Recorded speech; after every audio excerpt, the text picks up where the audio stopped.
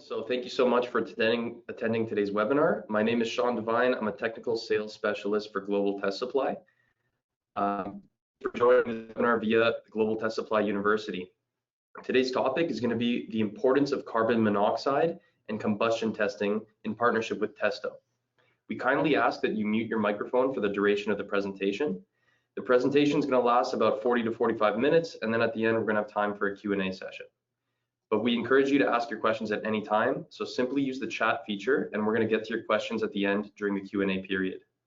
Global Test Supply has been working closely with Testo for many years. We pride ourselves on being a leading distributor of Testo. This is a result of our dedication to offering you our product expertise, service, and competitive pricing. Okay, so let's get started. Today's webinar is presented by John Fegan from Testo. John is a NATE certified instructor and regional sales manager for Testo. John has over 30 years of experience in working with instrument manufacturers to design, develop, and market instrumentation. His experience extends into the sales and training of instrumentation to a variety of markets, including HVAC, industrial, safety, and gas utility. John, thank you so much for joining us today, and I look forward to this presentation. Take it away. Thanks. Yep. Well, thank you, Sean, and thank Global Test Supply for actually getting everybody together. And appreciate everybody online here, and hopefully we can all learn something on this presentation. I hope everybody can see my screen okay. Like I said, we're doing this together with Global Test, and as soon as I can get my screen to move, I'll be okay.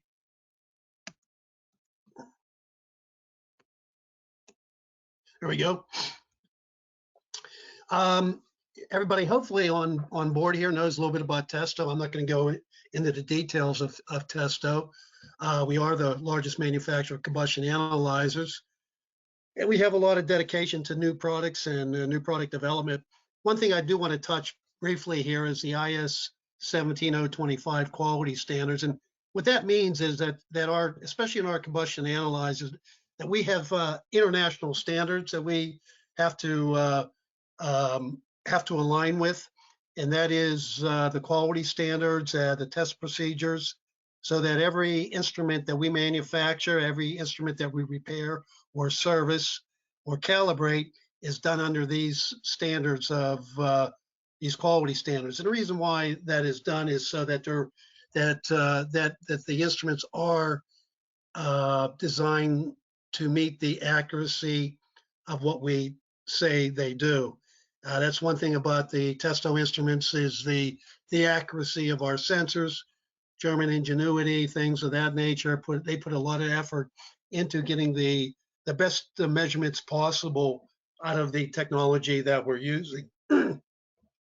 This is a technical presentation in nature. We'll talk a little bit about the instruments towards the end, but most of this presentation is on theories of combustion and CO safety, how to make good measurements, caring for your investment, no matter if it's an orange instrument or a black instrument or some other color.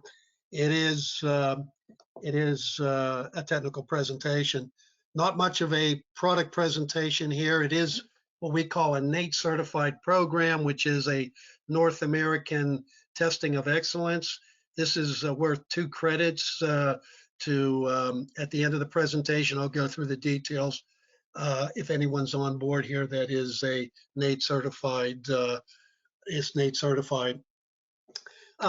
we're, as you know, in the United States, Testo's headquartered in New Jersey, and as part of New Jersey, have a very good technical support staff there. Service of our instruments are done there. I'm a regional manager. As Sean indicated, I'm in the southeast of the United States here in North Carolina. And our products here in the United States are distributed by Global Test Supply, who is actually endorsing this and sponsoring this program, and they did a very nice job in getting everybody on board. As we begin the presentation, I just want to talk a little bit about why we have to test today. A lot of it has to do with the customer value. I mean, our customers expect that whether you're residential or commercial, that you're doing the test with accurate tools to meet the OEM recommendations and make sure that the systems are operating in peak performance. Professionalism, we're all professionals in the field. We are considered the experts in our field, so we're really all considered the experts at combustion testing, whether we are or not.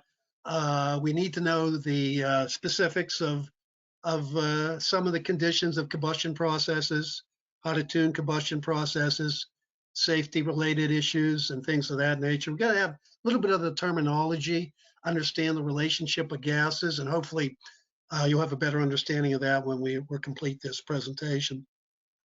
Safety is important. We're testing, we're using digital instruments, and in this case here, we're using combustion analyzers to check carbon monoxide, oxygen, temperature measurements, making sure that we have safe operating appliances to meet the OEM recommendations. We'll be discussing a lot on carbon monoxide because carbon monoxide is a issue. It's a safety issue. It's a liability issue.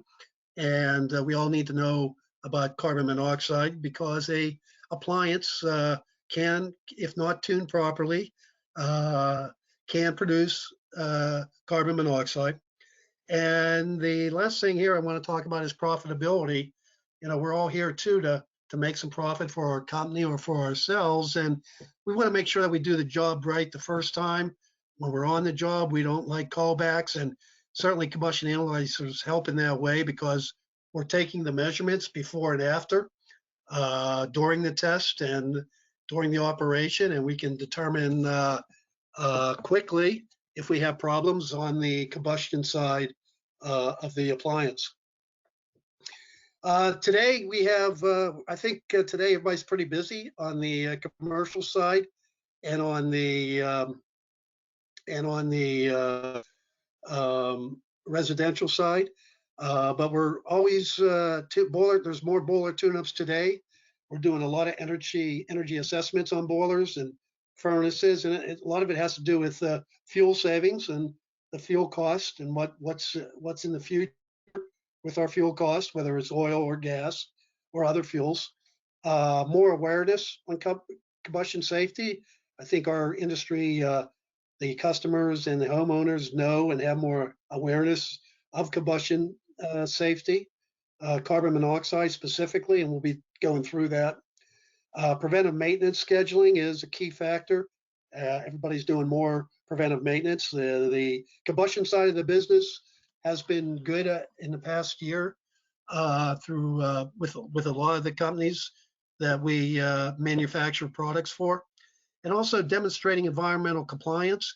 When we get into the higher end stuff, the commercial industrial appliances, the boilers, utility boilers, we'll talk a little bit about the hazards to the environment. We'll talk a little bit about NOx and SO2. Everybody's familiar with the basic boiler operation here. And again, this is a basic presentation on combustion testing. It's more on the combustion side, the chemical side, and looking at measurements and taking those measurements in the stack. Oops, I'm sorry. I wanted to try to get my pointer up there. Hold on for a second here. Okay, no pointer. But we're looking at the combustion products coming out the stack, flue gas products. We're able to look at oxygen, carbon monoxide, stack temperature. We're able to tell how that burner is operating by looking at the exhaust gas coming out the stack. And we can determine the efficiency of the appliance, whether it's residential or commercial or industrial. We can determine the safety, primarily the carbon monoxide side of the side of safety. And we can look at environmental compliance, how much of the NOx or SO2, the pollution gases, are coming out the stack. And when we're looking at combustion and really basic theories of combustion, we really need three things.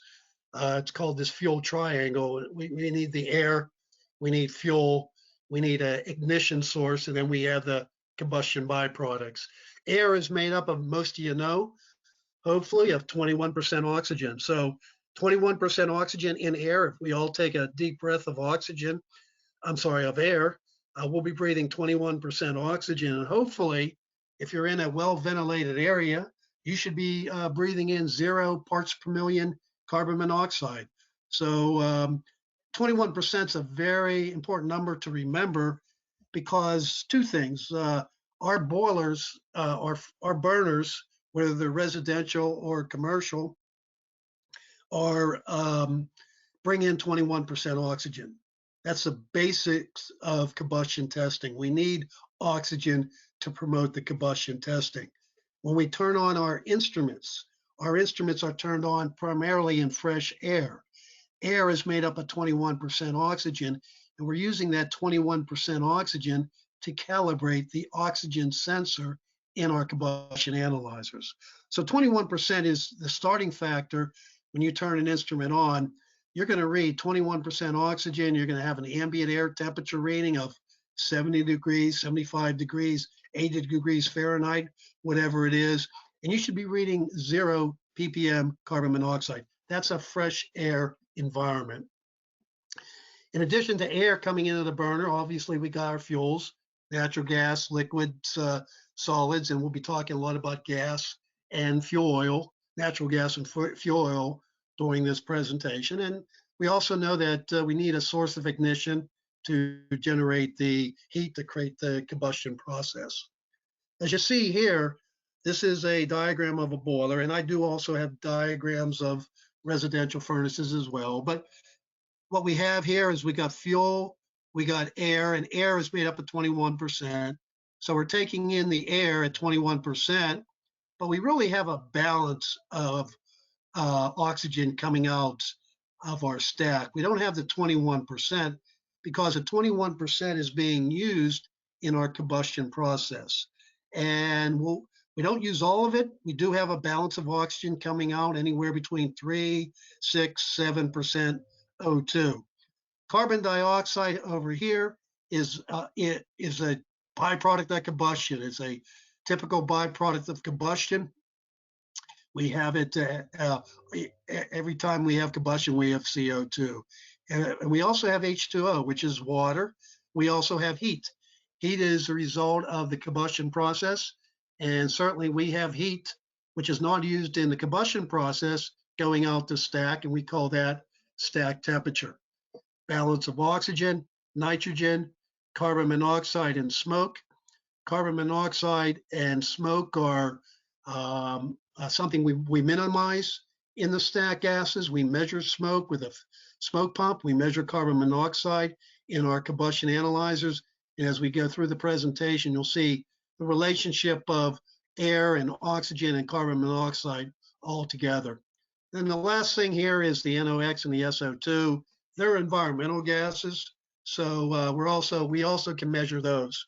We're calculating what's going out the stack on a combustion analyzer as the boiler or the furnace is operating.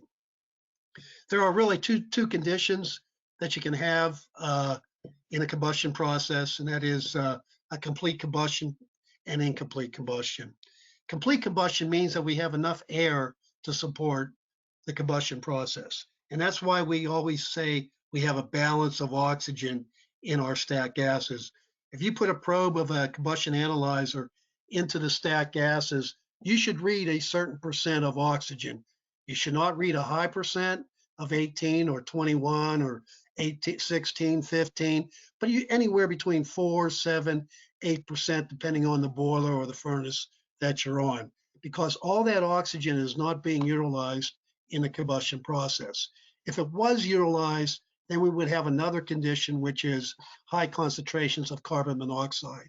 So we're trying to reach a equilibrium or a condition where we have a balance of safe combustion and good combustion efficiency. If you look at these flue gases on top, you got carbon dioxide, CO, carbon monoxide. Now, carbon monoxide is a toxic gas, and we're minimizing that in the stack gases. Sulfur dioxide, balance of oxygen we talked about, nitrogen oxide, which is NOx, water vapor, and also smoke and oil systems. Complete combustion, again, enough air to support combustion. Incomplete combustion means we don't have enough air. We got too much fuel, sometimes it's known as a rich mixture. We have a rich mixture, we can have high concentrations of these byproducts here. In addition to what we have over here, we have very high conditions of carbon monoxide and smoke. Smoke primarily with the oil burners. Carbon monoxide is found both in oil, gas, and really all fuels. So keep that in mind. Incomplete combustion, complete combustion. And this is a diagram that, again, instruments today they're easy to use. You turn them on, you wait 30 seconds, 60 seconds, they warm up, and they're ready to go. You just ready. You got your measurements on your screen. You got 21% oxygen. You got ambient air temperature for the stack temperature because you haven't put the probe in the stack yet, and you may have zero. You should have 0 ppm CO in fresh air. But as soon as you put that probe in the stack, things are going to change. What's going to happen is the first thing that's going to happen is the O2 level, the oxygen, going to drop. And we have oxygen on what we consider our the complete side. If you look at this table here, you got stoichiometric in the middle, that dotted orange line going vertical. Then you have off to the right of that is excess air, off to the left is excess fuel, and off to the left is incomplete combustion, as I talked about, and then off to the right is complete combustion.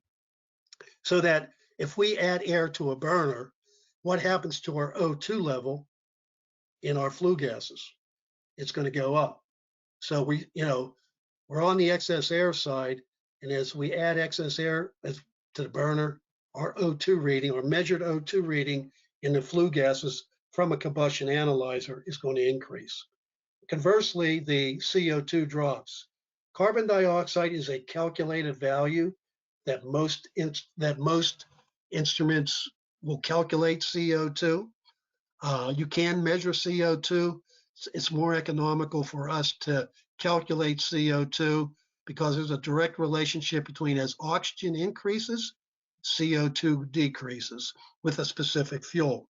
So that if we add air, oxygen goes up, CO2 goes down. And this is in the flue gases.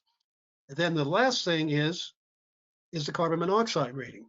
Carbon monoxide is found primarily on the incomplete combustion side, excess fuel side, fuel rich side, but it sneaks over into the excess air side. So what we're doing is we're trying to stay away from this carbon monoxide line. We don't want to be on the fuel rich side because we'll have very high concentrations of carbon monoxide, thousands of ppm of CO, a very dangerous situation. What we try to do is we try to reach a level of good efficiency with minimum carbon monoxide. And in commercial boilers and burners, typically this green area here is an optimum range of commercial and industrial boilers. You got between maybe 3 and 6, 7% oxygen, got good combustion efficiency, carbon dioxide's high, and you may have a trace of carbon monoxide. And when I say a trace, typically anywhere between less than 100, certainly less than 100 ppm. You may have specific CO readings that you have to maintain or get below, but typically you want to minimize the CO, and you want to be in this operating range here, which gives you good efficiency on the burner and the air and fuel ratio, but also gives you very safe combustion. On residential side, on the residential side, you're typically away from that CO curve, so you may have a little bit more oxygen in the flue gases because you have more excess air going in the burner, and still have good efficiency, but you got really safe combustion. You're away from that CO line. And what happens with CO is if you're way over to the excess air side, you can actually start producing CO way over to the right here. That's a result of cooling down the flame temperature. So knowing the relationship of efficiency, CO2, oxygen, carbon monoxide, and stack temperature, which is not on here, there's a relationship between all these gases. And as you adjust in air and you go left to right, you'll see what happens to the the measurements. If you go right to left and you start getting to that stoichiometric mixture, you may have good combustion, but your oxygen's falling. You're starting to cross over to the higher end carbon monoxide side, which is the fuel rich side, and then you really run into some issues where you get into the fuel rich mixture. You have maybe 1% or less of oxygen in your flue gases, and you got thousands of ppm coming out of your stack, and your measurements can exceed way over 1,000, 2,000 ppm. And in that time, that's a very, very unsafe condition on your typical combustion processes. So looking at that, we measure in a combustion analyzer, we measure stack temperature. We measure primary air temperature. And the difference between those two is called net stack temperature. We measure oxygen with a sensor. We measure carbon monoxide with a specific sensor. We measure pressure or draft with a specific sensor. And we actually have a lot of other sensors that can measure environmental compliance in combustion. So looking at measurements, we also, from all those measurements that we do, we can calculate. The two important ones that we calculate is combustion efficiency. And that's combustion efficiency is basically the temperature measured and the oxygen measured and the fuel, knowing the fuel, we can calculate efficiency. And really what that tells us is how well the air and fuel mixture is at the burner. So we want a good combustion efficiency. We want to reduce fuel cost. Carbon dioxide, again, remember we talked about oxygen versus CO2. Carbon dioxide is a byproduct of combustion, and you're always going to have CO2 in a combustion process in the flue gases. We measure it, we calculate it, we measure it, but most cases we're calculating it from that previous graph that I showed you. Then we do some other calculations as well. So, in general, what we do when we're at a combustion analyzer is we go in, we test in as found, and we test out as left, whether it's a residential furnace or a industrial boiler. We test the building entry to the combustion process. So especially in residential applications, we can check carbon monoxide in air, in ambient air or breathing air as we walk into a building, as we walk into someone's home. We can check CO, because if you have CO in a building, that's not a good sign. Carbon monoxide is a result of incomplete combustion, and if we get a couple ppm, 9, 10 ppm of CO in a ambient air condition or a breathing air, it tells us we have a communication of flue gas or combustion process with our breathing air, and that's not a good thing. We got to investigate that source of carbon monoxide. Other tests that we do is delta T, delta P, the stack temperatures, the pressures, the draft pressure, carbon monoxide ambient test. And we're always looking at manufacturer specifications when we do that. We'll go over that a little bit later. Document your work when you're using a combustion analyzer. There's ways of printing now, easy printing, Bluetooth or infrared printers. We store readings today. We can transfer those readings to a software package. A lot of things you can do with the readings. Recommend you documenting your work and understand how the instruments work, how to handle them properly. And part of this presentation, we'll go through that. So what are we testing? Well, there's variables that we test.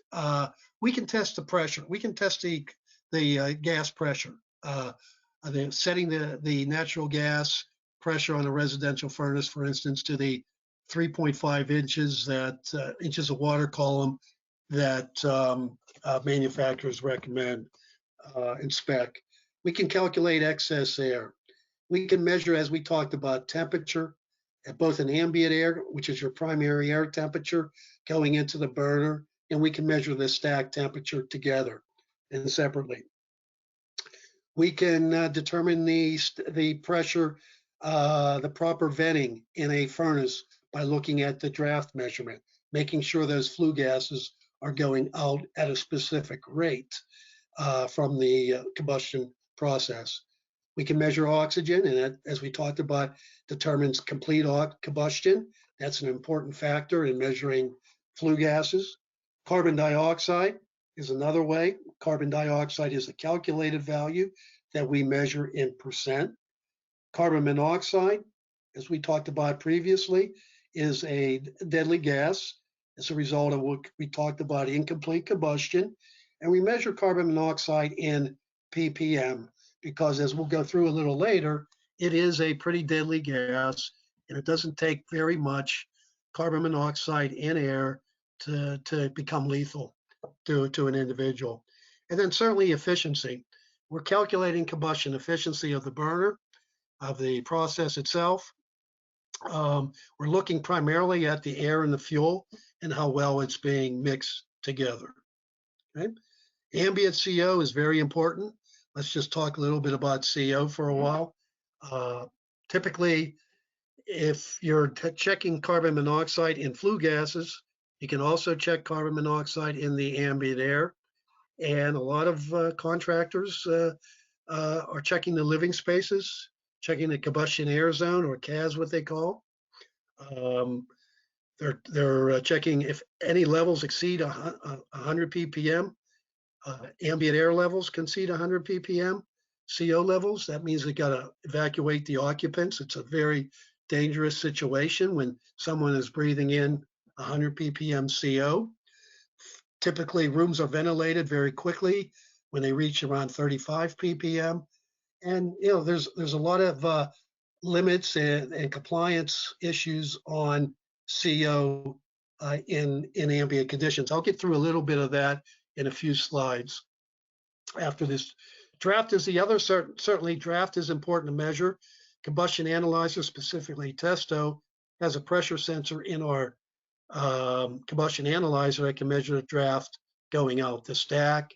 It can measure the fuel pressure in the burner. It can measure differential pressure as well. We look at draft because we want to make sure that the gases, the flue gases, are going out at the correct, what we call inches of water, negative or positive. Negative inches of water, you're typically at 0.04 inches, and you want to make sure that in natural draft that they're going out the stack at the correct rate. If they're going out too fast, they're pulling out the heat from the appliance, which is not being used to heat the home. If it's going out too slow, we don't want that case, because now we could be having some flue gas spillage and having flue gas entering the living area of a home or a building.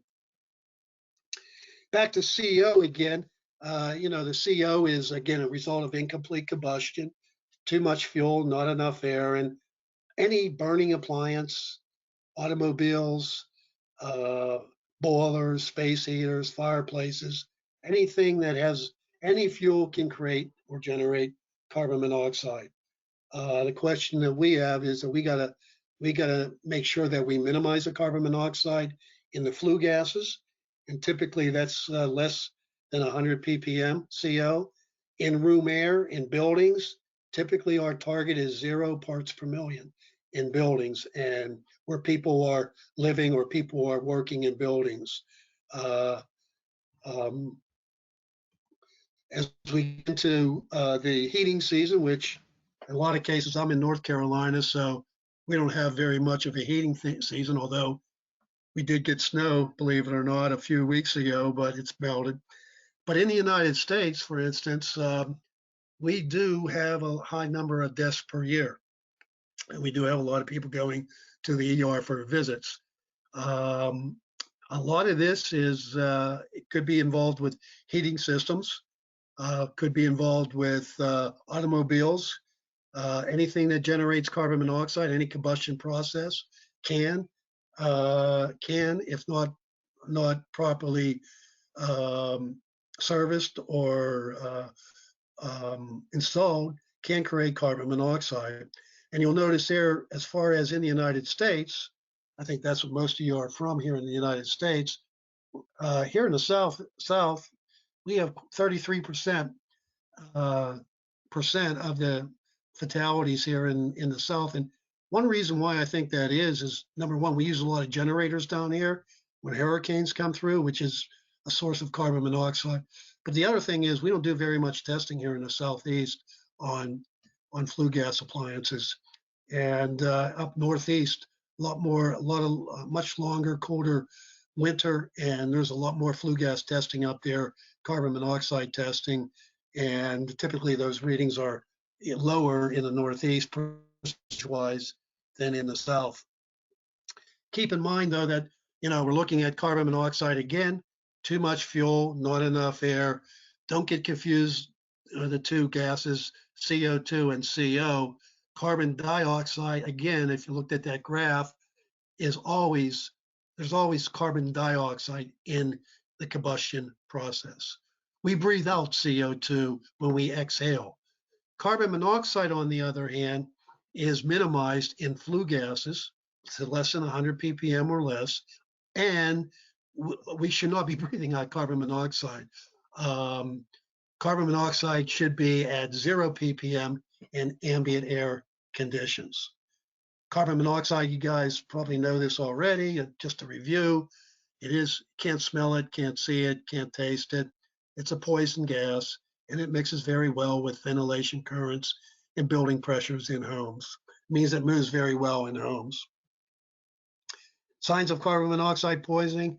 Well, as the concentration gets greater and greater, so does the symptoms. Symptoms get greater, or and you can see some of the conditions there on the bottom. Carbon monoxide, again, these are the symptoms of carbon monoxide. Typically, when you breathe in carbon monoxide, you're breathing in CO and oxygen together, and the red blood cells that transfers the oxygen from our to the major organs, the CO takes over in the red blood cells, and there's less oxygen going to the brains. Therefore, you have headaches and dizziness and fatigue and things of that nature. It's because your major organs are just not getting enough of sustainable oxygen when you're breathing in the CO at concentrations. Another reason too is that these mimic the flu-like symptoms. So there's sometimes a lot of misdiagnosis during this time of the year, and some people feel tired at home, but after they leave and get some fresh air, they're regenerating that oxygen again and they feel much better. But if they're confined to their home and their home is airtight, they're not getting a lot of air infiltration, then possibly the CO could be building up, and the result is carbon monoxide poisoning. We measure carbon monoxide in ppm, parts per million. Reason why we do that is because it's such a low concentration of carbon monoxide can be deadly. If you look at a comparison at the table there, it's 10,000 ppm equals 1%. Remember, we measure oxygen in our flue gases by percent. We calculate CO2 by percent. When we measure toxic gas like carbon monoxide, we measure in ppm, and we're measuring in 1, 10, 20, 30 ppm. And you can see that it's a very, very small unit of measurement that we're measuring carbon monoxide. And we kind of have to, because the conditions of carbon monoxide could be harmful over a period of time. And it's a low concentration, again, that causes those, can cause severe symptoms. And just some effects of carbon monoxide versus the symptoms of carbon monoxide, the concentration versus the symptoms. You can see that in parts per million of air we breathe, ppm CO in air, you can see the conditions that can occur as the concentrations get higher and higher. In the United States, we don't really have a national standard for what the carbon monoxide should be in breathing air or room air, but these are some of the things that were put together by associations, the ACCA, for instance, some medical advisors, EMS people put together these certain categories. typically at 1 to 9 ppm is no action recommended as long as it's not going up. If it's going up from 3, 5, 7, there's a concern. But if it's stable, people could be smoking. Smoking causes carbon monoxide. If you ever put a tip of a combustion analyzer probe at a cigarette, you'll pull out a couple hundred, 200 ppm off tip of that cigarette. As the concentrations get higher, 10 to 35 ppm, this is a concern. Anytime you get into double digits of carbon monoxide, it is a concern in room air. 36 to 99, excessive, 100 ppm plus is dangerous. And there's conditions out there where at 100 ppm plus, there is fire departments are evacuating homes using self-contained breathing apparatus to go into homes and buildings. So there's some conditions there. Talking about NOx and SO2, primarily NOx. NOx is made up of NO and NO2. We measure those gases, and there are environmental gases that contribute to acid rain, smog, it's pollution. And as you know, the EPA regulates this mainly in commercial and industrial applications, and we measure NOx, have to maintain certain minimums, certain maximum levels below 9 ppm NOx readings in certain conditions. And we have that capability in combustion analyzers. And these are, again, measured in ppm levels. NO and NO2 are measured in ppm levels. And we do that through combustion analyzers. Reducing reducing NOx. This is where you get into your industrial applications where they may already have some scrubbers or filters or SCR processes, that's catalytic reduction processes. So there's ways of that industrial plants are already reducing NOx, but they also have to be monitored periodically by combustion test or by a combustion analyzer that can measure NOx. And the last thing on a combustion analyzer is we measure the efficiency. And that's the combustion efficiency of how well that air and fuel is being mixed together. So that the air temperature and the fuel and the stack temperature, and we know the fuel, we can calculate what we call combustion efficiency. That's how well the air and the fuel is going through the burner, making sure it's efficient in a way that we have enough air, enough oxygen to support combustion. And we have fuel savings when we do that. And in this case, we start at 75, go to 80 if we adjust it or improve to, and then we can have $63 per $1,000 fuel spent on combustion efficiency. Now, this doesn't mean very much in residential applications. We're more concerned about combustion safety, but in commercial applications, industrial applications where you're burning millions of dollars of fuel a year, you can see that having an efficient burner is going to save thousands and hundreds of thousands of dollars on fuel cost over a period of time. For oil burners out there, just want to let you know that we do a lot of joint seminars with Beckett, manufacturer of burners, oil burners, and they have a way of testing using a combustion analyzer. Just want to bring this to everybody's attention that's in the oil business. First, you got to find a trace of smoke. Trace of smoke is used by a smoke tester. Looks like a bicycle pump actually, but we're pulling a sample of flue gas manually through filter paper. We're matching that filter paper up to a scale that gives us how much smoke we have. The darker the smoke spot, the more smoke we have going out the stack. Then we measure oxygen or CO2 at that location using a combustion analyzer. They open up the air shutter. Then they say they open up the air shutter to increase the oxygen or decrease the CO2 by 1%. And this leaves a zero smoke. To illustrate this on a diagram, what we're basically doing here is we're looking at a trace of smoke here on the bottom. And we look at smoke first by using a smoke pump. And then We get a trace of smoke, which is typically a 1, maybe a 2, and we have a combustion analyzer operating. We open the air shutter, increase the oxygen by 1%. That's going to move us over to this area of the graph. And as you can see here, we're away from the smoke. We're away from the carbon monoxide curve. We increase the oxygen a little by 1%. We're still in the good side of combustion efficiency, and we have a safe operating appliance and a clean operating appliance with very little smoke or no smoke at all. These are some typical readings from oil-fired power burners. Again, these are typical readings. It's a guide to tell you where, typical readings could be. Certainly the manufacturers of the equipment knows their equipment better than anybody, including instrument manufacturers like Testo or others. They are the ones that have the manufacturing specifications that you need to follow. This is a guideline just to show you where we stand.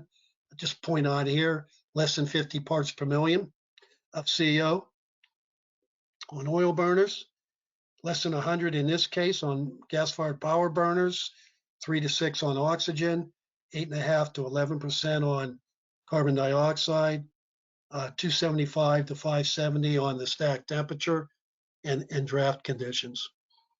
Okay. Draft-induced gas-fired burners, some similar conditions, although the oxygen's much higher, the CO is less than 50 parts per million in this case.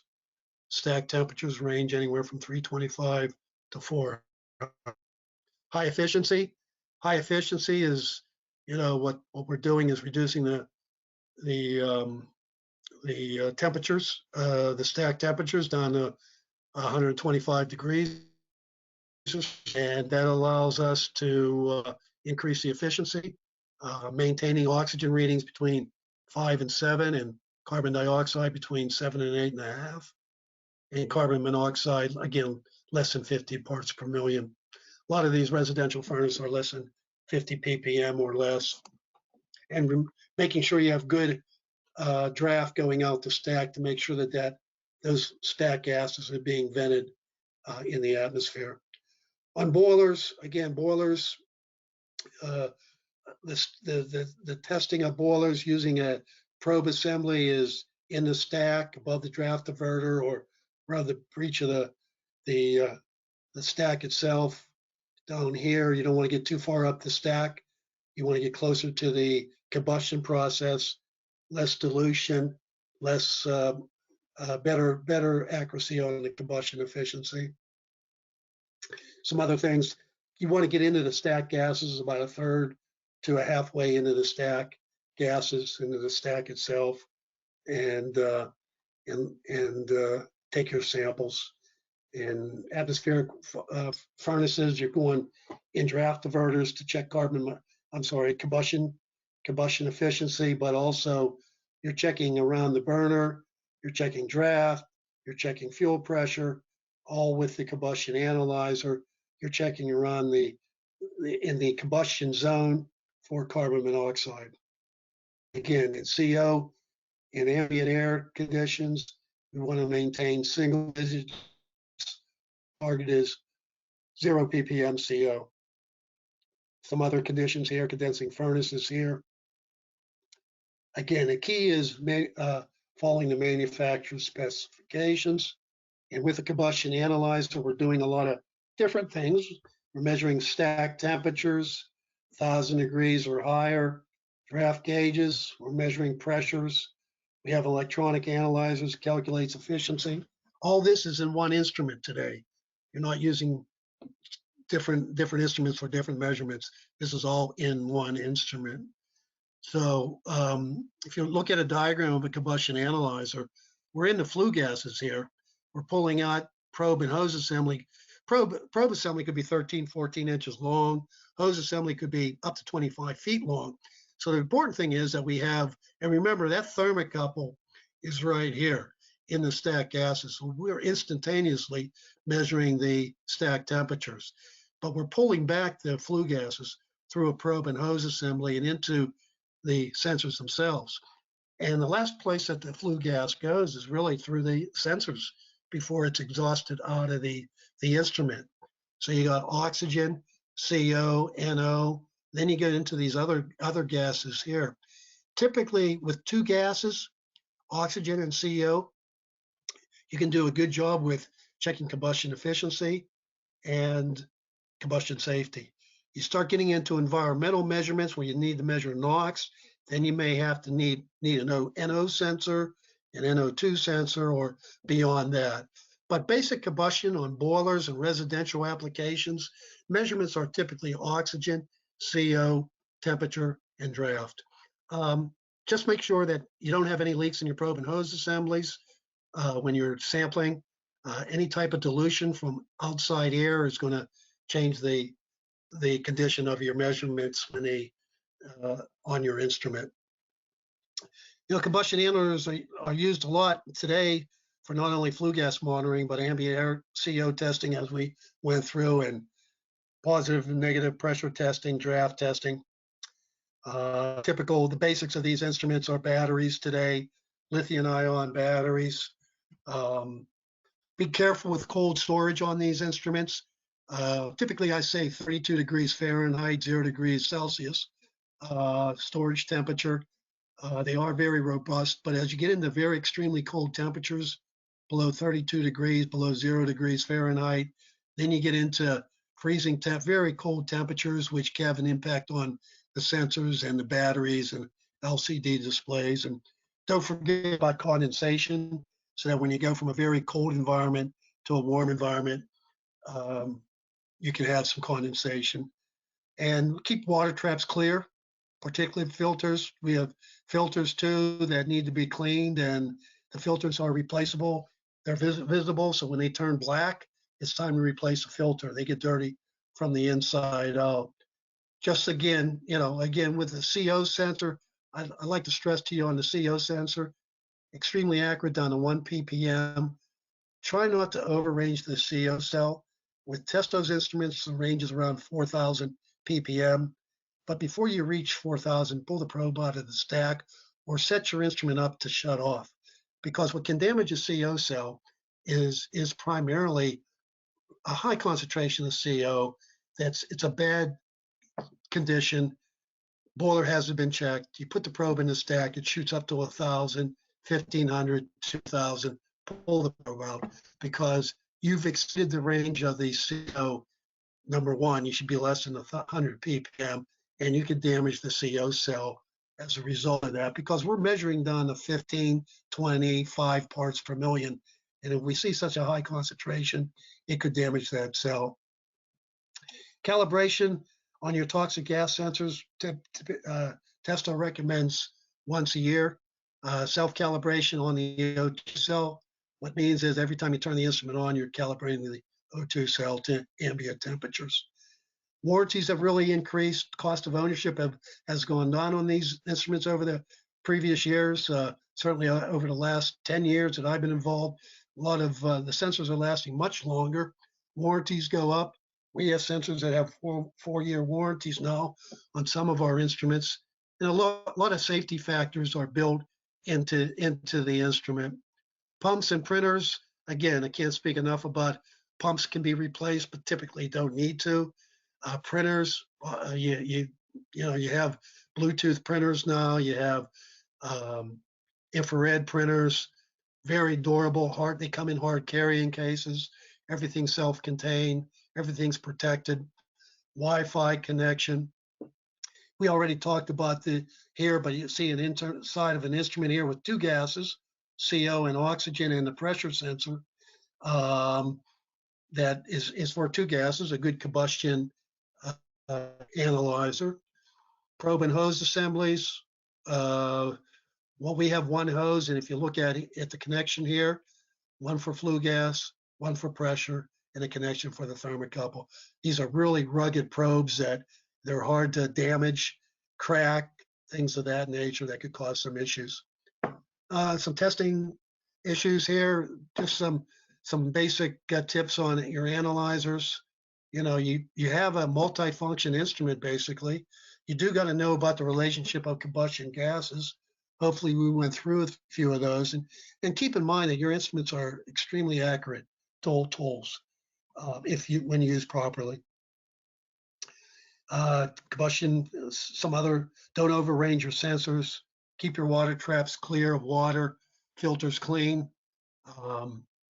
The basic service conditions of an analyzer. And with Testo, you'll see that there are levels of instruments for different applications. This is important because we have a 310 combustion analyzer. It's just strictly residential for oil burners and gas burners, but residential. Then you get into a smoke edition, we call it, which is a black instrument that has much more capability, but it has the capability of storage, still has printing capability, and can be upgraded to NOx. And then this industrial kit here, again, the top of the line, where we're getting into measuring NOx, high concentrations of CO, more capability. So good, better, best type scenario on combustion analyzers based on your application.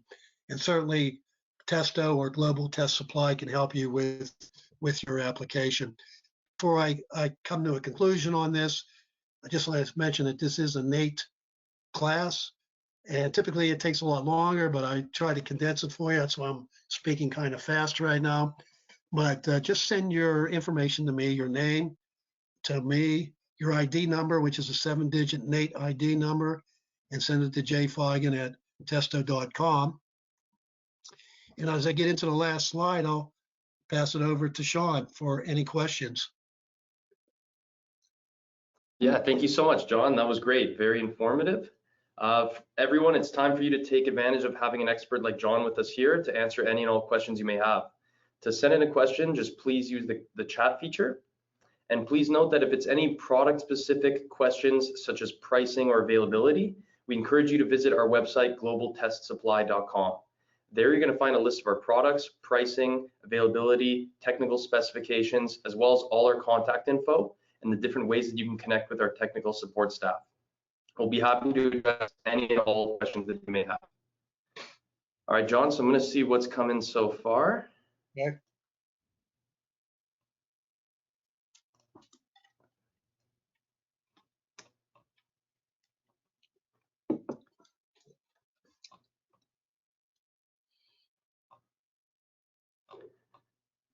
Okay, John, what does CO air-free mean? Okay, we had this question before, and it's a good question because combustion analyzers can measure and calculate carbon monoxide air-free.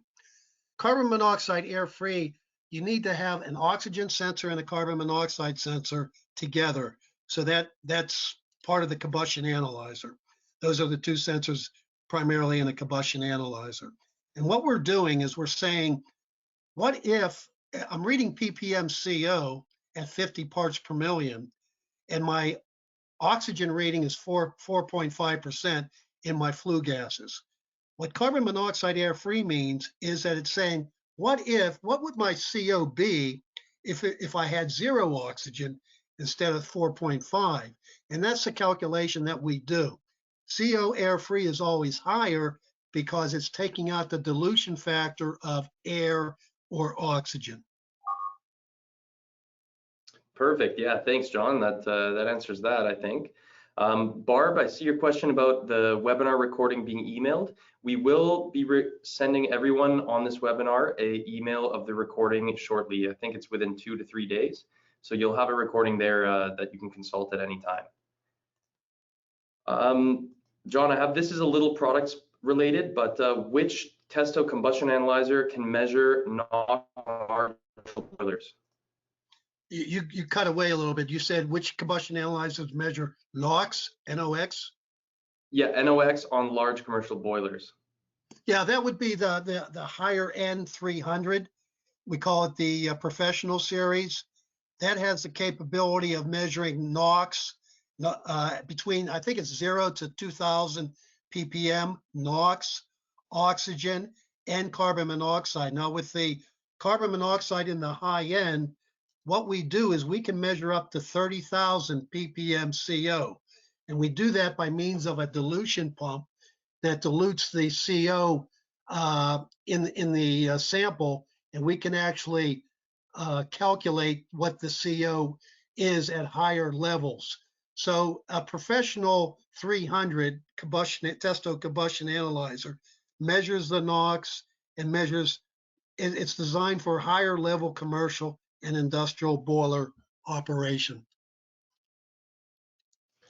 Okay, great. And we just got another question in from Gregory here. What should the draft reading be on an atmospheric gas water heater? Would you know, John, like roughly an estimate there? I don't know that. I believe it's natural draft, so it's going to be a negative pressure. There's no fan or no fan creating the draft, so it's going to be a negative pressure. And typically, I heard that negative pressure is typically between 0.04 inches of water column. 0.04. Okay, perfect. Yeah, I think that's it. So that's all the questions we've gotten. If anyone else has questions that you'd like to send in, please feel free to send us an email. You can find us on all our contact info on globaltestsupply.com, and we'll be happy to get back to you with any answers there. So to wrap things up, on behalf of Global Test Supply University, we thank you for attending our webinar today, and we hope that you found it informative and helpful. Global Test Supply is available to assist you in any way. So simply visit us at globaltestsupply.com for anything you need. Through globaltestsupply.com, you will have access to the entire list of Testo products with descriptions and specifications. You will also find our contact info in order to contact and connect with one of our technical support staff who are able to answer any and all questions that you may have. At the end, we're going to send you a short survey that we'd like you to complete, because your feedback is going to assist us on improving and allowing us to bring more topics that are of interest to you. We have upcoming webinars in the next few weeks and months, so please visit the training section on globaltestsupply.com for the full schedule of the upcoming webinars and topics. For the NATE credits, for attending this webinar, we're going to send you an email with more of that info. I know John touched on that, but we're still going to follow up to give you guys some more info on how to redeem those NATE credits. And don't forget that as a thank you for attending our webinar today, your name is going to be entered into a draw to win $100 towards your next online order. The winner will be announced on our social media channels, so please be sure to check us out there. John, can't thank you enough. I think it was a great, informative webinar, and I know myself, I learned a lot. Really appreciate you taking the time to help us here today. Thank you, Sean, and thanks for the organization, and really appreciate you guys putting this all together. Awesome. Have a great day. You take care. Take care. Bye-bye.